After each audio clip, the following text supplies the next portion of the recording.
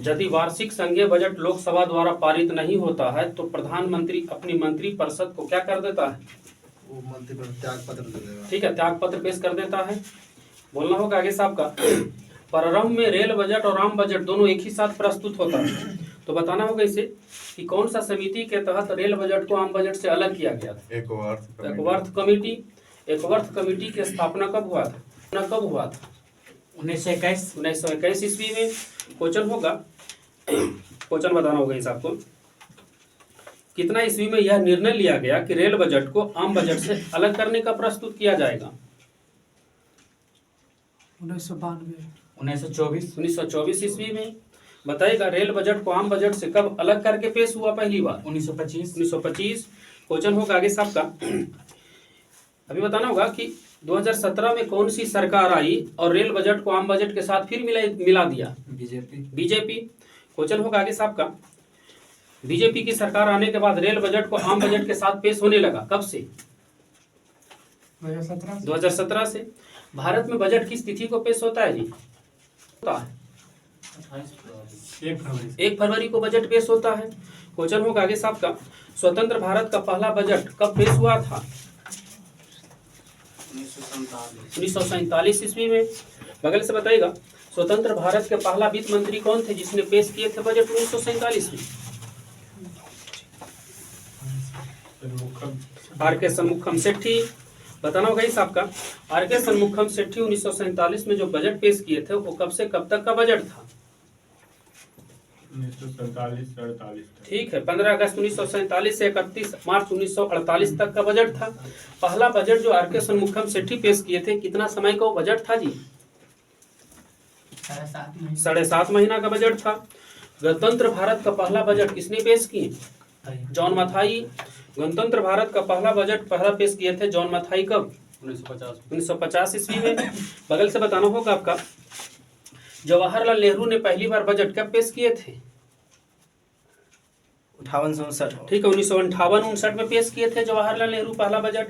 Question हो गई आपका कि जवाहरलाल नेहरू ने 58-59 में पहला बजट पेश किए और बजट को पेश करते हुए यह घोषणा किया था कि अगले वर्ष का बजट किस तिथि को पेश होगा? 28 फरवरी। क्वेश्चन होगा आगे साहब का, यानी फरवरी का अंतिम दिन बोल सकते थे। भारत में अभी तक सबसे अधिक बार बजट किसने पेश किए? मोरारजी देसाई। बताना होगा इस आपका, पी चिदम्बरम बजट कितने बार पेश किए? 8 बार। भारत में सबसे अधिक बजट मोरारजी देसाई कितने बार पेश किए जी? 10 बार। बताना होगा आगे साहब का, बोलना होगा आर्थिक उदारीकरण की नीति लागू किए था पहली बार किसने? 1991 में डॉक्टर मनमोहन सिंह। बगल से बताना होगा आपका, अंग्रेजों ने भारत के लिए बजट पेश करना शुरू किया था और उसके लिए समय कितना बजे निर्धारित किया गया था? शाम में 5 बजे। अच्छा, होमवर्क पढ़ के ईमानदारी से बताओ, एक बार का किताब नियत पढ़ हुआ तैयो याद हो जाता, लेकिन नहीं बिल्कुल पढ़ने का कारण आप लोग ने बताता हूँ बड़े से। बोलेगा आगे साहब का, बोलना होगा आपका आगे से कि अंग्रेजों ने पहली बार जो बजट पेश किया था और उसका समय निर्धारित किया था शाम 5 बजे, लेकिन क्वेश्चन था कि वित्त मंत्री कौन था 1999 में जिसने यह समय को बजट में 11 बजे कर दिया प्रस्तुत करने के लिए? यशवंत सिन्हा। बताना होगा इस आपका क्वेश्चन। आगे से बताना होगा आपका, समान बजट को टेलीविजन पर पहली बार प्रस्तुत कब किया गया था? क्या बोले आप? 29 फरवरी 1992 को बजट पेश हुआ था। क्वेश्चन हो गई साहब का, 29 फरवरी 1992 को बजट पेश हुआ था, क्यों? 28 फरवरी को क्यों नहीं हुआ बजट पेश? किनका है आपका? लास्ट महीना पड़ता है, फरवरी का लास्ट महीना लीप ईयर होगा। हाँ ठीक है, क्योंकि 1992 का लीप ईयर था और फरवरी 29 का था, इसलिए फरवरी का अंतिम दिन 29 तारीख हुआ, इसलिए फरवरी में 29 फरवरी को बजट पेश हुआ। आगे से बताइएगा, रेल बजट को पहली बार टीवी पर कब प्रस्तुत हुआ था? 25 फरवरी 1992। क्वेश्चन होगा आगे साहब का, भारत में बजट समानता किसका किसका अनुमान व्यक्त करता है? एक आध दो चीज का बताइएगा। बजट जो प्रस्तुत होता है वो किसका अनुमान लगाकर प्रस्तुत होता है? वो भी तो करवे ना करता व्यक्त। विगत वर्ष के वास्तविक प्राप्तियां व्यय है ना, चालू वित्त वर्ष का बजट का अनुमान लगाता है। बजट घाटा वर्तमान में क्या है, आने वाला समय में क्या होगा, ये सबको व्यक्त करता है। ठीक है, आगे से बताइएगा, सबसे बड़ा घटक ब्याज भुगतान है ना। बजट में सबसे बड़ा घटक क्या है? ब्याज भुगतान। कुल बजट का व्यय का कितना प्रतिशत है जी? 2022 का एक अनुमान आया था। ब्याज में भुगतान करता भारत कुल व्यय का कितना प्रतिशत? 18%। ठीक है, 18%। क्वेश्चन होगा आपका, कर कितने प्रकार के होते हैं? 2 प्रकार के। ठीक है, प्रत्यक्ष कर और अप्रत्यक्ष कर। क्वेश्चन होगा आगे सबका, अब तो जीएसटी आ गया ना, इस सब के तो बातचीत नहीं होता, डायरेक्ट जीएसटी के अंतर्गत 4 गो के रख दिया, अब सब में बांट दिया कि कौन में किसका कितना प्रतिशत है। बताइएगा, वार्षिक वित्तीय विवरण किस अनुच्छेद में? 112। बताना होगा आगे सबका, भारत का वित्तीय वर्ष कब से कब तक होता है? 1 अप्रैल से 31 मार्च। 1 अप्रैल से 31 मार्च। क्वेश्चन होगा आगे सबका, बजट कहाँ पेश होती है? संसद में। लोकसभा। ठीक है, केवल लोकसभा में बजट पेश होता है। आगे से बताइएगा, बोलना होगा आगे से आपको कि भारत ने पहली बार, बताइएगा 1900, भारत में बजट प्रणाली की शुरुआत किस गवर्नर ने किया था? Lord Canning. बताना होगा इस आपका, भारत में पहली बार बजट कब पेश हुआ था? 1860 ईस्वी में। क्वेश्चन होगा आगे साहब का, भारत में बजट प्रणाली के संस्थापक कौन माने जाते हैं? James Wilson. विल्सन। क्वेश्चन होगा आगे साहब का, आगे से बोलना होगा आपको, जीडीपी का पूरा नाम बताइएगा। Domestic product. Gross domestic product. यहां से बताना होगा आपका, बजट शब्द का विकास किस देश के बुजेट शब्द से हुआ है? इंग्लैंड। यूएसए। फ्रांस। ठीक है, फ्रेंच शब्द के बुजेट से हुआ है। आगे से बताइएगा, बजट का अर्थ क्या निकलता है? चमड़े का थैला। चमड़े का थैला। बगल से बताइएगा, बॉम्बे स्टॉक एक्सचेंज की स्थापना कब हुआ था? 1875। बताइएगा इसे कि जब, सुनिएगा इस आपका, आपको बताना होगा, जब बजट व्यय से कम हो तो उस, सुनिएगा, जब बजट प्राप्तियां व्यय से कम होती है तो ऐसे बजट को कौन सी बजट कहते हैं? घाटा बजट। हाँ ठीक है, घाटे का बजट कहते हैं इसको। बोलना होगा आगे साहब का, घाटे का बजट। राष्ट्रीय शेयर बाजार की स्थापना कब हुआ था? National stock exchange.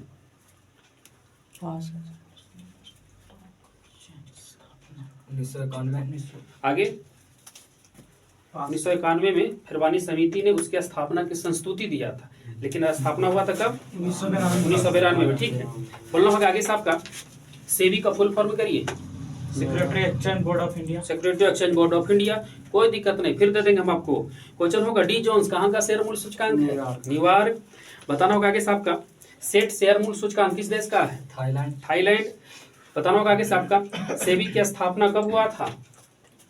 1988। सेबी का संवैधानिक दर्जा कब मिला? 1992। यूटीआई का पूरा नाम करिए। Union trust of India. Unit trust of India. UTI की स्थापना कब हुआ था? 1964। फुटसी 100 कहाँ का शेयर मूल्य सूचकांक है?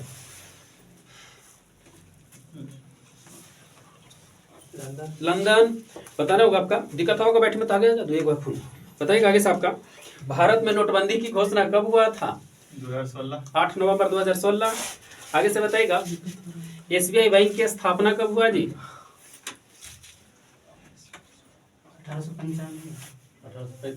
1955। ठीक है, 1 जुलाई 1955। बताइएगा इसे, क्षेत्रीय ग्रामीण बैंक की स्थापना कब हुआ था? 2 अक्टूबर 1975। बताना होगा इस आपका बताना होगा इसे, जिस समान ब्याज दर पर रिजर्व बैंक द्वारा वाणिज्यिक बैंकों को पैसा उधार दिया जाता है उस दर को क्या कहेंगे? बैंक दर उसको कहते हैं। क्वेश्चन था आपका, जिस समान ब्याज दर पर रिजर्व बैंक वाणिज्यिक बैंकों को पैसा उधार देता है उसे कहते हैं बैंक दर। फिर क्वेश्चन आएगा इस आपका कि अल्पकालिक अवधि यानी कम समय के लिए आरबीआई अल्पकालिक आवश्यकताओं की पूर्ति हेतु जिस ब्याज दर पर कॉमर्शियल बैंक रिजर्व बैंक से नकदी ऋण जो लेता है उस दर को क्या कहते हैं? रेपो रेट इसको बोलते हैं। आपको बताना होगा इसे,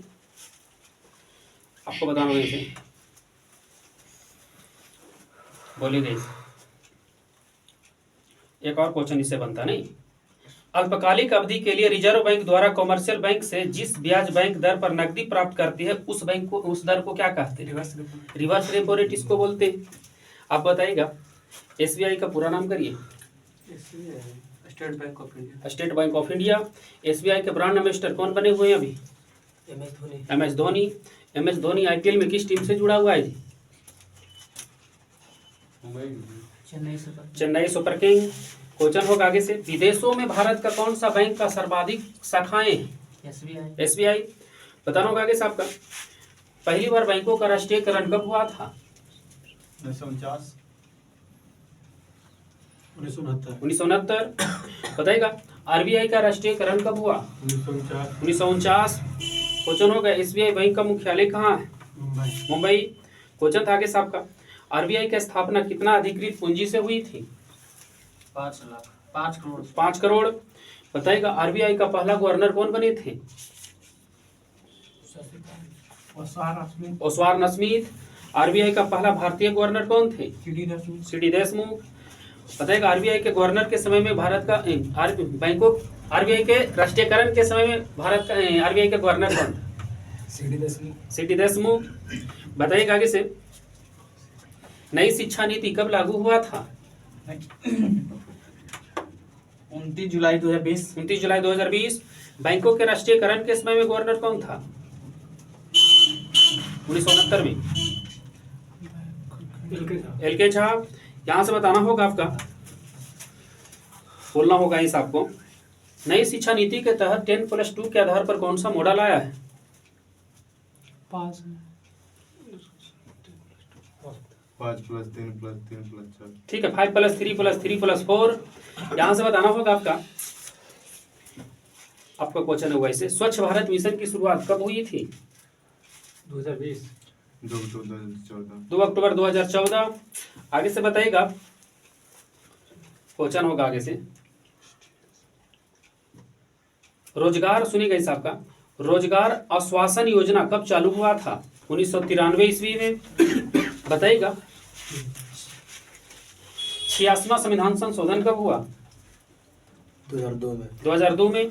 86वां संविधान संशोधन में वर्णन है कि बच्चों को निःशुल्क शिक्षा तथा अनिवार्य शिक्षा का अधिकार मिला। नहीं, कितना उम्र वाले बच्चे को?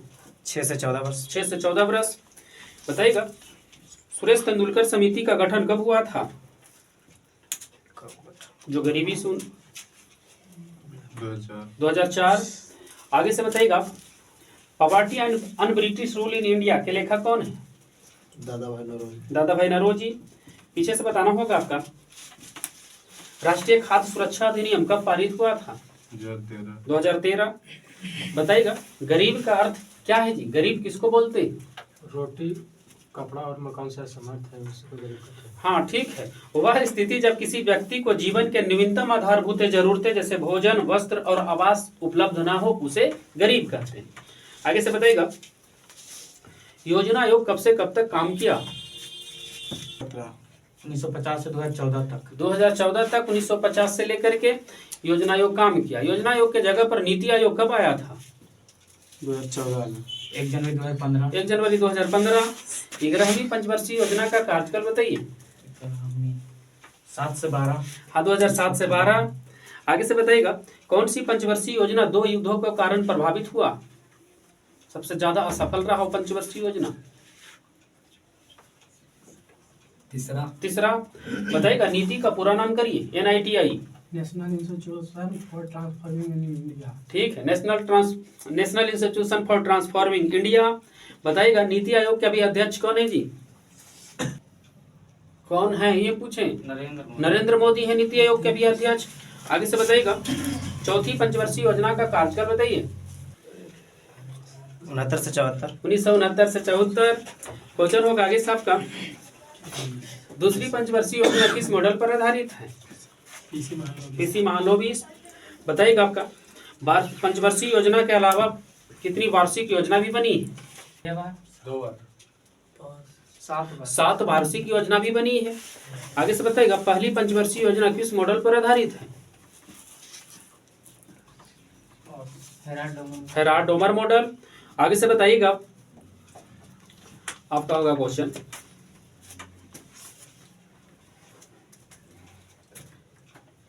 आपका बताएगा कि राष्ट्रीय आय लेखांकन का जन्मदाता किसे माना जाता है? राष्ट्रीय साइमन कुजनेट्स। आगे से बताना होगा आपका, भारत में राष्ट्रीय आय का आंकड़ा कौन सी संस्था जारी करती है? CSO, ठीक है, केंद्रीय सांख्यिकी संगठन। आगे से बताइएगा ऐसा केंद्रीय सांख्यिकी संगठन की स्थापना किस वर्ष हुआ था? 1951 ईस्वी में। आपको बताइएगा इसे हैप्पीनेस इंडेक्स 2023 में भारत का स्थान कैमा मिला था? 2023 में सर हाँ, विश्व खुशहाली में 126 126वां स्थान था वर्ल्ड हैप्पीनेस में।